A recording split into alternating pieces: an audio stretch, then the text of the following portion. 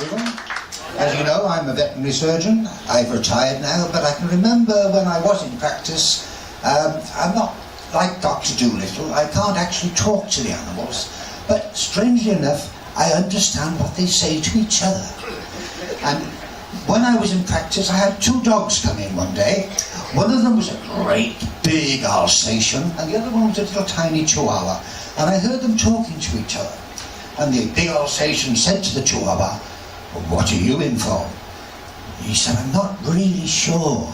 "I'm sorry." She said, "I'm not really sure.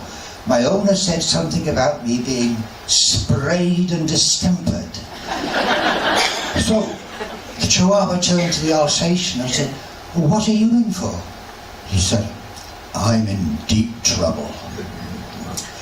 I was on the landing yesterday, and my beautiful owner, as you can see, she was in the bathroom having a shower, and she came out and she dropped something on the floor. I don't know what it was, but she stooped down to pick it up, and I'm afraid I lost my control. I just jumped on her, and I had my wicked way with her." And the Chihuahua said, "Has she brought you in to have you put to sleep?" And the Alsatian said, "No, I've come in to have my nails clipped."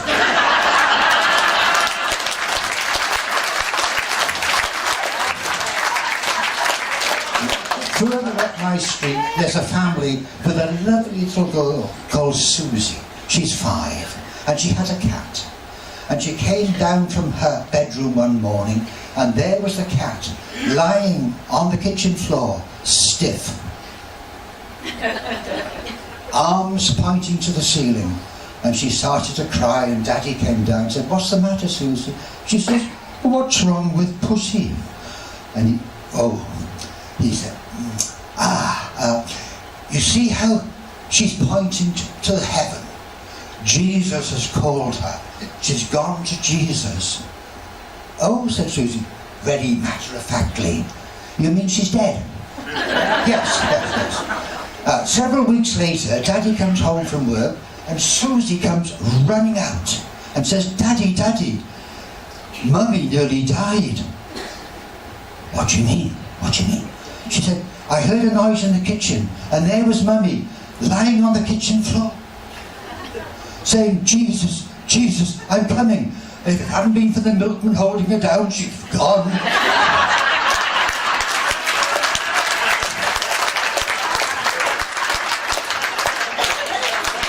Susie was a very intelligent little girl, and when she went to bed, her father used to say, "Don't forget to say the prayers," and he'd listen outside the door, and she'd say, "Good night, Mummy. Good night, Daddy. Good night, Grandma." And then one night, "Goodbye, Grandad." And he thought, that's strange. Next day, Grandad dropped dead. So he kept on listening outside, and a few weeks later it was, "Good night, Mummy. Good night, Daddy. Goodbye, Grandma." And the next day, Grandma died. He said, "Oh, this is weird." So he kept on listening, and a few months later, "Good night, Mummy. Goodbye, Daddy." Oh, dear. He was in a terrible state the next day. He went to work. He couldn't work. His boss got fed up. "Go home, Bill," he says. "You're useless. Get over it." So he went home, and little Susie came running out to greet him. She said, "Daddy, there's been a tragedy." He says, "What's happened?" He says, "The milkman came with the milk and dropped dead on the doorstep." Now, milkmen are a dying industry because of the supermarkets, and we've got to find another subject for jokes, and I think the best subject is wardrobes. And this is a story about a wardrobe. This young couple had bought a new house, and they went to bed the first night, and there's a bus stop outside, and the bus comes along, stops. The wardrobe door opened eerily, so he gets up and he shuts it. Quarter of an hour later, another bus. And this went on all night. The wardrobe door kept on opening, it didn't let me sleep. He goes off to work, and she thinks, "I'll sort it." So she calls in a carpenter. The carpenter listens to the story. He says, I can't see anything wrong with the lock. Have you got a torch?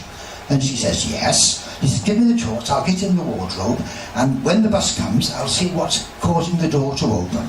Okay, she says.